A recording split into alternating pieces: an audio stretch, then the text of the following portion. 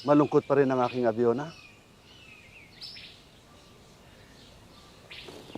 Buti na lang nandito ka, Dakila.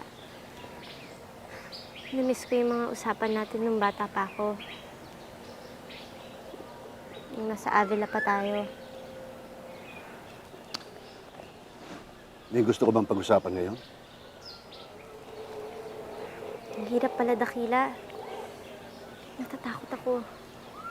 Natatakot? Saan? Buong buhay kong minahal at hinintay si Agilus.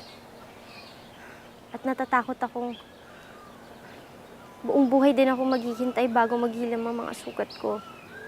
Shhh! Huwag mo sasabihin yan. Kung nitong mga nakaraang araw, halos hindi ako makahinga sa sobrang tuwa. Pero ngayon, parang ayoko na magising.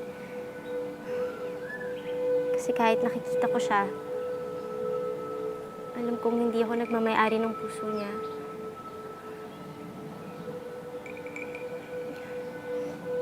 Patawad, Dakila.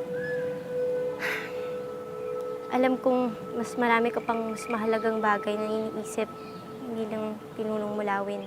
Basta't para sa anak-anak mo, makikinig ako sa'yo. Salamat po, Dakila.